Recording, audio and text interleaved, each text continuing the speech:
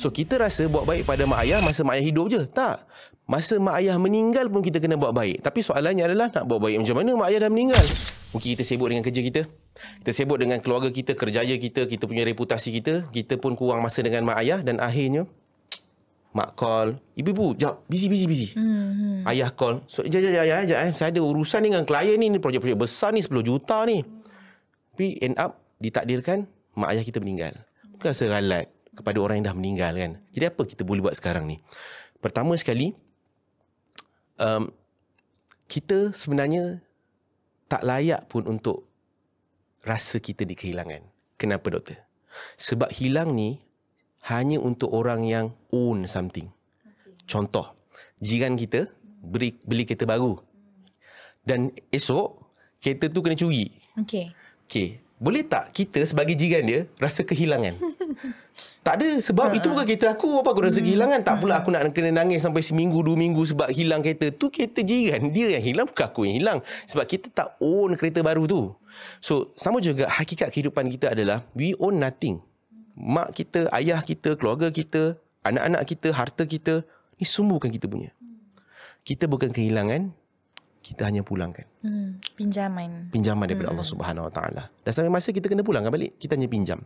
Kedua adalah, bila kita rasa macam aku kurang hikmat lagi pada mak ayah aku yang dah pergi, jangan risau sebab buat baik pada mak dan ayah bukan sampai mak ayah meninggal, tapi sampai kita yang meninggal. So, buat baik pada mak ayah ni, walaupun mak ayah meninggal, kita tetap kena buat baik pada mak dan ayah. Perintah Nabi dalam satu hadis, sahabat tanya, apakah amalan yang terbaik untuk aku buat? Salah satunya adalah birru walidain, buat baik pada mak dan ayah. So kita rasa buat baik pada mak ayah masa mak ayah hidup je. Tak.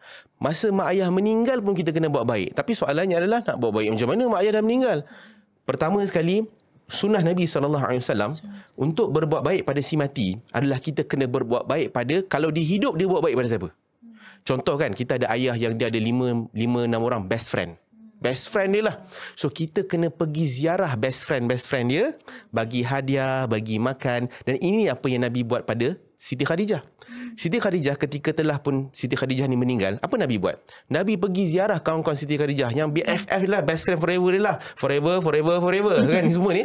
Pergi jumpa, pergi bagi hadiah, pergi bagi makan, sebab ini cara bagaimana untuk berbuat baik pada Siti Khadijah yang telah pun meninggal. Itu pertama. Yang kedua adalah, dalam kita sebagai seorang anak, sebagai contoh kan, kita nak buat baik pada mak dan ayah. Setiap kebaikan kita buat sebagai anak, kalaupun kita tak niat untuk mak ayah, tetap mak ayah dapat. Sebab tu jadi orang baik. Lepas mak ayah tak ada ni, jadi orang baik. Buat baik dan jadi baik dan bagi kebaikan pada orang. Semua itu akan masuk pahala dan sahamnya pada mak dan ayah. Walaupun kita tak sempat pun niatkan, ni kebaikan ni aku niatkan untuk mak. Tak payah niat pun sampai juga. Sebab apa? Sebab setiap perbuatan baik kita ada saham mak dan ayah. Jadi kalau sayang mak ayah, jadi baik. Buat baik. Tak kisahlah jadi baik. Macam-macam cara Da'i kan. Betul. Baiki solat and then bersedekah. Betul. Walaupun macam Da'i cakap, kita tak niat pun untuk mak ayah kita. Tapi automatik. Betul. Sebab tu mak ayah punya privilege. Betul. Sebagai mak dan ayah memang terus dapat. Sebab itulah untungnya mak ayah yang ada anak-anak yang soleh dan solehah.